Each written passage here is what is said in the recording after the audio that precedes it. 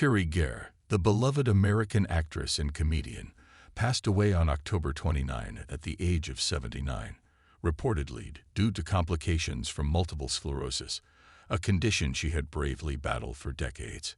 Her experience with multiple sclerosis, which initially manifested in the early 1980s, added a layer of resilience to her public persona. She publicly disclosed her diagnosis in 2002, by which time her career had already slowed considerably, as the condition began to impact her ability to work. In 2011, Gare retired officially from the industry that she had enlivened with her vibrant spirit and infectious humor. Despite this diagnosis, Gare faced additional health challenges in later years, including an operation in 2007 to repair an aneurysm. Her passing marks the end of an era for fans of her distinct brand of comedy and charm, which made her a cherished figure in Hollywood for over 4 decades. Gare's star shone brightest in the 1970s and 1980s, a period in which she became a familiar and beloved face in film and television. Among her most iconic roles was her performance as Inga in Mel Brooks's 1974 comedic masterpiece Young Frankenstein. Gare brought a joyful and slightly ditzy energy to the role of Inga, a vivacious lab assistant to Dr. Frederick Frankenstein, played by Gene Wilder, embodying the character with a mischievous innocence and charm. With her Fox German accent and memorable lines, like "the feeling is mutual," Gare's Inga left an indelible impression, showcasing Gare's knack for comic timing and character work.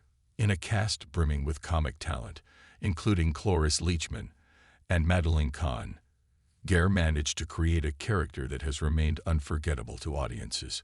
Her performance helped solidify her reputation as one of Hollywood's brightest comic talents.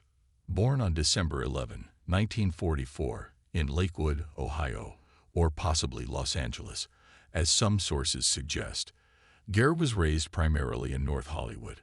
Her father, Eddie Gare, was a vaudevillian actor and comedian who struggled in show business, instilling in Gare a sense of the industry's highs and lows from an early age. Her mother, Phyllis Lynn Gare, was a former model and dancer, further rooting Gare in the performing arts. However, despite their involvement in entertainment, Gare's parents were cautious about her entering show business. Her father warned her of the challenges, famously advising, "Don't be in this business. It's the lowest. It's humiliating to people." Nonetheless, Gare's passion for performing led her to defy this advice and pursue a career in Hollywood. Following 2 years of college in Los Angeles, Gare moved to New York City, where she immersed herself in the world of dance and theater. She performed in Broadway chorus lines by night and studied acting at the Actors Studio by day, juggling her commitments with occasional trips back to Hollywood for small roles in dance films. This demanding schedule set the stage for Gare's career, highlighting her dedication and love for the craft. Her early film work included appearances in beach party movies and even a few Elvis Presley films, where she frequently found herself in roles that allowed her to showcase her dance talent. As the 1960s progressed, Gare expanded her work to television, appearing in a variety of popular series, including Dr. Kildare, The Andy Griffith Show, Star Trek, Batgirl, and MASH*. Her knack for blending comedy with a grounded sincerity began to earn her a following, and her role choices hinted at the versatility that would become a hallmark of her career. However, her big break arrived in 1974 with Francis Ford Coppola's film The Conversation. In this thriller, which tapped into the paranoia of the Watergate era, Gare portrayed the girlfriend of Gene Hackman's character, a surveillance expert tormented by his involvement in morally questionable work. Her performance, though understated, added depth to the film and showcased Gare's ability to bring authenticity and warmth to dramatic roles. It was her work in The Conversation that led to a fateful meeting with Mel Brooks. Brooks, known for his irreverent humor and willingness to push comedic boundaries, was casting for Young Frankenstein and expressed interest in Gare, on the condition that she could pull off a convincing German accent. Determined to win the part, Gare sought advice from a German woman who made wigs for Cher. The woman coached her in the accent, and Gare's commitment paid off.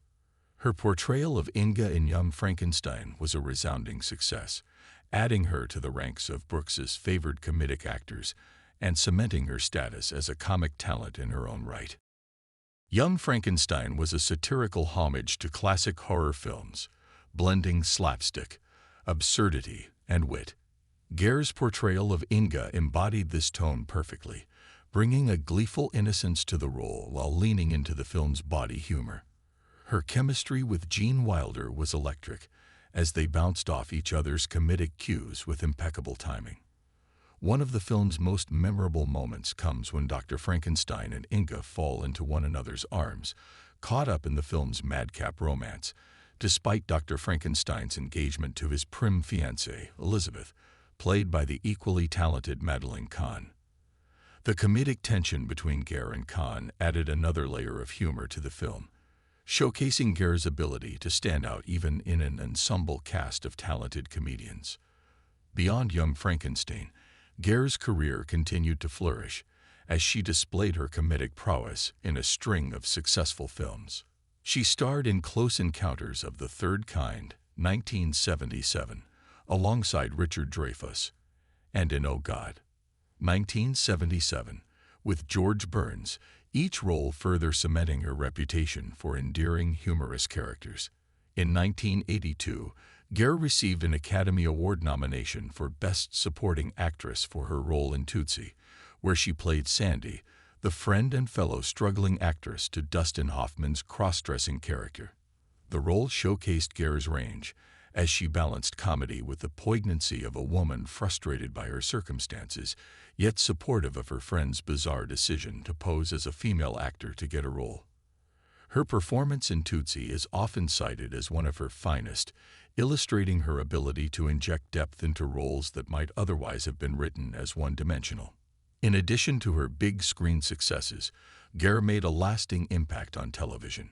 She appeared on Saturday Night Live several times, each appearance reinforcing her status as a beloved comedian with a unique sense of humor. She also had memorable guest spots on shows like Friends, where she played the quirky mother of Lisa Kudrow's character, Phoebe Buffay. Her appearances on Friends introduced her to a new generation of fans, many of whom were not familiar with her earlier work. Gare's battle with multiple sclerosis became public in 2002, although she had been managing symptoms of the disease since the early 1980s. Her decision to share her diagnosis was met with widespread admiration, as she used her platform to advocate for multiple sclerosis research and awareness. Her willingness to speak openly about her struggles inspired many and highlighted her resilience and positive spirit. Despite facing a challenging diagnosis, Gare maintained her humor and optimism, qualities that had defined her both on and off screen. In the years that followed her retirement, Gare continued to be celebrated for her contributions to comedy and film. Her performances left an indelible mark on audiences and influenced a generation of actresses who admired her ability to balance wit with warmth. Tributes poured in from fans and colleagues alike, all honoring the actress who brought so much joy and laughter to her roles. As Teri Gare's life and career are remembered, it's clear that her legacy extends beyond her filmography. She represented a rare blend of talent, humility, and courage, making her one of Hollywood's most beloved figures.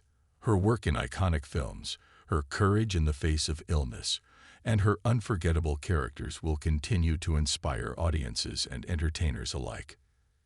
Teri Gare may have left the stage, but the laughter and light she brought to the screen will endure, forever a testament to her remarkable life and career.